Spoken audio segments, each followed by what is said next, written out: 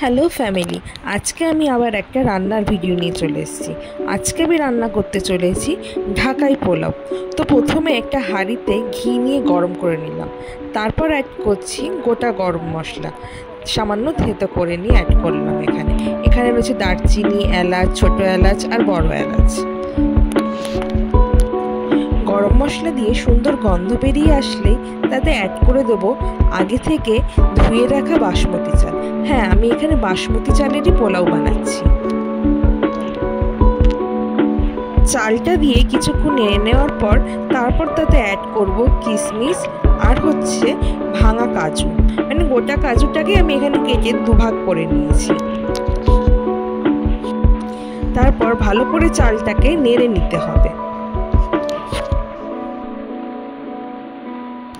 এরপর এতে অ্যাড করব আমি যতটুকু আমি চাল নিয়েছি, মানে আমি 2 কাপ চাল নিয়েছিলাম, সেই কাপেরই আমি এখানে 3 কাপ গরম জল আর 1 কাপ গরম দুধ আমি এখানে ইউজ করব। এরপর সব কিছু খুব ভালো করে মিশিয়ে নেব। তারপর অ্যাড করব চিনি। তারপর মিডিয়াম আঁচে রেখে দেব। তারপর দেখব যখন জলটা প্রায় শুকিয়ে এসছে তখন অ্যাড করব দুধে ভিজিয়ে রাখা কেশর, আর তারপর অ্যাড করব ক্ষীর, খোয়া ক্ষীর এখানে আমি ইউজ করছি।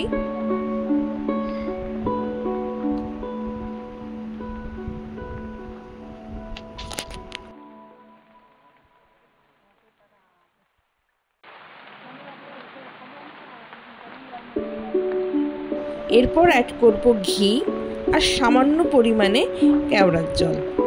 তারপরে আমি এই হাঁড়িটাকে দমে বসিয়ে দেব। দমে আমি এটা 5 মিনিট মতন রাখবো।